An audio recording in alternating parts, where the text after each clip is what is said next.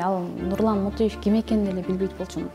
Аябай сасык экен, өзүң да аябай сасык экенсиң, анан тиги бул бар тушка түшүп анан 6 ай өткөндөн кийин кайра мага жазат. Эмнеге башка кыздарга деле жазат, башка кыздарга барып деле жатып жүрөт экен. Деңгээлине түшкүм келбеди да. Анан аялына мен деле арыз жаздым. Мен бетме бет жолугуш үчүн номерин алып кеткен туура келди да, машинасынын номерин. Эле киши элдин алдында таанымал киши антип генедей теңелгени мен болдумбу? Анда мен Нурлан Мутуевди теңиме албайм. Анын деңгээлине түшкүм келбейт. Мындан кийин тынч койсо эле болду.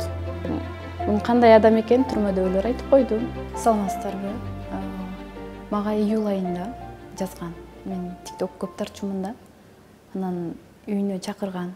Мен аялы бар экен, жок экенин деле билбейт болчумун. Деги ал Нурлан Мутуев ким экенин деле билбейт болчумун. Анан TikToктон жазгандан кийин кызыгып, историясын кирип көргөмүн. Анан мен үйүмдө ремонт кылып атам, келип жыйнап бер деген. Акчаңды берем депчи. Хорошо, бошогон убакта барам дедим. Анан анда таксовать этет болчумун. Күнү түнү доставкада жайдын күнү анан машинаңдын ичи аябай сасык экен, өзүң да аябай сасык экенсиң, анан тиги бул бар тушка түшүп анан ушундай болгондо эми эркекчилик кылып, анан ошол күнү заблокко салган.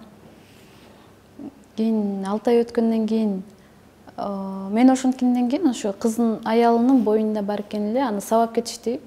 Сабап кетишкенде аялына инфекция жугузуп 8 айлык кылып төрөп, 15 күндүк кылып кызы каза болуп калат. Анан аялы кантип өч алышын билбей, 6 ай өткөндөн кийин кайра мага жазат.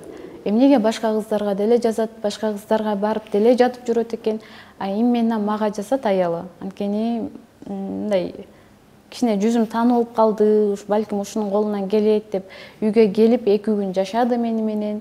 Кошуналар не кыласың, ызы-чууга башыңды салып жөн эле кой десе да болбой, кызымдын өлүмү үчүн жардам бер деп атат деп мен ага жардам бердим. Бүт доказательство магазинде камераларга түшкөн. Анан баарын чыгарганда зачем элдин башын ортуп, өзүм актап, Кудайдын алдында ак болсом болду да. Анан кийин уже мен жөнүндө маалыматтарды чогултуп, баарын чыгарып атат. Ошо анын деңгээлине түшкүм келбеди да. Анан аялына мен деле арыз жаздым. Тигиндей шантаж-монтаж кылып видеолорду чыгаргандан кийин келбей койду милицияга. Анан кечээ Нурлан Мутуев ар бир милицияга тамак алып берип, чөнтөгүнө акча салып жүрдү, камалбаш үчүн. А үйүнө барган боюнча мен анын үйүн каяктан тапмак элем. Анын даже убакыт жок мендечи анын үйүн издегени. Аялы жиберди, адресин, местоположенияны жиберди. Анан мен 1-2 досуму алып бардым. Ошо бензин алып келип үйдү өрттө деди. Анан мен деле артымда 2 балам турат, андай кылып алып мен эртең өзүмдүн башыма бале үйгүм келбейт да. Анан кирип бардык, баарын көрсөтүп, мындай деп көрсөтүп атты, бирок 2 саат күттүк, чыкпай койду. Анан кийин арыз жазыш керек, мен бетме бет жолугуш үчүн номерин алып кеткен туура келди да, машинасынын номерин. Ошо бул мен жаза турган болсом арыз, ошо 6 ай мурун кылганда эле жазмакмын. Жазбай эле андай мелечтенбей эле ушунча нерсе өттү. Даже сабап интернетке чыгарып салган бир тууган байкеме да арыз жазган эмесмин. Анан келип ушу Мутуевке мен аялым бүт бул жерде аял ээрчитип барды. Ыйлактады, кызымдын өлүмү үчүн жардам бер деди. Анан өч алгым келет деди. Келип алып бүт көрсөттү мага ар күнү ар кызга жолугуп, ичип, аларды колдонуп, анан кайра кечинде заблок кылып салат экен. Мен өз көзүм менен аялдын телефонунан көрдүм. Балким бул нерсе Мутуевке мындай наказание болгондур. Мейли мен ошо элге жаман көрүнө берейин, мейли мен жыпы дей берсин. Элдин курмандыгы болсом болуп турмун, бирок Нурлан Мутуев балким мындан кийин башка кыргыз жигиттерин, карындаштарын зордуктабай калат деген үмүттөмүн да. Мындан 5-6 жыл мурун деле чыккан экен. Милицияларга доолап коюптур, бул неме постава кылып атат депчи. А мага түрмөдөн деле чалып атышат. Нурлан Мутуевдин мага адресин бербесең, сени өлтүрүп кетебиз деп. Эмнеге десем, ошо 6 жыл мурунку даже мунун душмандары көп экен, аябай чалып атышат. Даже Жумгалдын эли чалып атат. Биз буну айдап салганбыз, Жумгал элинин бүт аялдарын жыпы деп чыккан депчи. Ошо түрмөдөгүлөргө адресин берген жокмун. Берип не кылам, башыма проблема кылып, өзүңөр таап алгыла деп. Анан Көлбаев сабап кетти деп чыккан болчу. Биз Көлбаев сабабай эле ошо бирөөнүн аялын зордуктаган экен, ошол өчүн алып сабатып кетиптир. Ошо. Анан мен теңелгим келбеди, бунун деңгээлине түшкүм келбеди, чындап.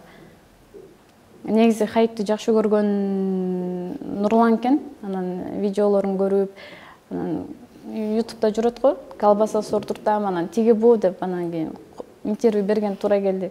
Сен мага мындан кийин неме кылышпай эле койсуң, мен жөнүндө кандай маалымат чыгарат, эмне кылат уже мага баары бир. Кыргыз кабарлары деген телеканал камалды булар деп, анын аялы да камалды деп чыгыптыр. Эч ким камалбай эле. Ал жерде тиги сакалчан бала турат, аны даже тааныбайм. Кимди коюп койгон камалды Нурландын үйүнө барды дегендер, ал калп. Ооба, эки досум баягы сүрөтү чыкты, бирок алар башка иш боюнча ошо бир алар дагы бирөөгө болуша коебуз деп ошол боюнча отурушты, бирок чыгышты. Алардын тиешеси жок, камалсам мен камалмакмын да. Нурлан бул жерде бүт калып, даже атасы зордуктаган бул кызды, тиги бу деп жамандап, бул шуркуя деп, мындай кичине жамандаш эле эмес го. Азыр билбейм эмне үчүн мага бул нерсе кызык болуп атат. Элдин баары ошол тарап болуп атат да. Бирок жумгал эли түрмөдөгүлөр бардыгы эгер өчүң болсо, анда адресин бер дешти. Мен тарапка мен кече аялына арыз жаздым, келбей койду. Аялынын ордуна өзү келип, дагы бир келиндер читип келип, милицияларга тамак алып берип, чөнтөгүнө акча салып жүрдү. Нурлан мага чалгандан кийин аялы сразу чалды. Анан жолугалы деди. Хорошо деп ишенип үйгө чакырдым. Аялына арыз жазгандан кийин 2 күндөн кийин үйүнө барышты, бирок жок экен аялы. Ооруп атам деп качып жүрөт. Ошо. Ушундай.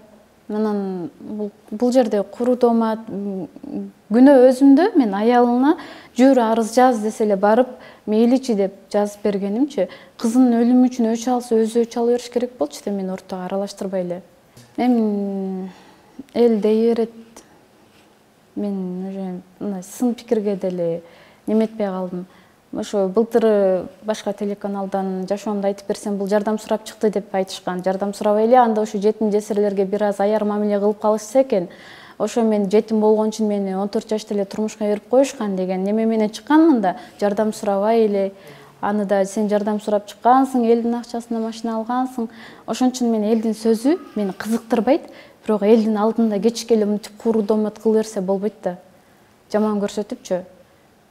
Эл айта берет, сөзүнөн кайта берет. Озук иш болсо да байдын оолу сүйлөсүн деп. Жетимди качан эле кыргыз көтөрдү эле. Ошо. Мен элдин ой пикири кызыктырбайт мени. Жакшы, студенткамын, университетте окуйм, дизайнер кесибим. Үйдө надом балдарым менен ишөө, машинкам бар, үйдө эле иштейм. Ал жолукканга чейин эле болгон. Мен өзүм местам бар болчу. Баары бир балага турмушка чыга коем деп баарын талкаладым да. Колумдагы супертуу ошо интервью бере электе эле менде баары шүгүр болчу. Анан местамды алдырып бердим. Эгер сизде тааныштарыңыз болсо, места болсо карап бербейсизби? Мен даяр бизнесим турат, азыр деле турат да үйдө. Ошону эле сураганмын. Анан аны мен барып места карап бергенмин, тиги бу деп калктым дагы. Анан аялына да өзү да бул шуркуя, бул баптист, бул христиан, анан тиги бу деп чыгыптыр. Анан чоң эле киши, эми элдин алдында таанымал киши, антип кенедей теңелгени мен болдумбу? Анда мен Нурлан Мотуевди теңме албайм. Анын деңгээлине түшкүм келбейт. Мындан кийин тынч койсо эле болду. Тынч коебу, эмне кылабы? Уже бунун кандай адам экенин түрмөдөгүлөр айтып койду. Уже мага бүттү да. Уже ушу менен точка ал жөнүндө. Азыр коррупция любой жерде акча роль ойнойт. Анан ар бир милициянын арыз жазганда деле чөнтөгүнө акча салып кетет, иш жабылып кетип атат. Башка колума эмне келет? Камакта турганда деле мага зыянчылыгы тийген жок да. Болгону жамандаштан башка колунан эч нерсе келбейт экен ал кишинин. Эми аялын аны түшүнүп атам. Кызы кайтыш болгондон кийин азыр дагы деле стресстен чыга элек, эмне кылышын билбей, кантип өч алышын билбей. Анан балким мага да кайрылды ошо.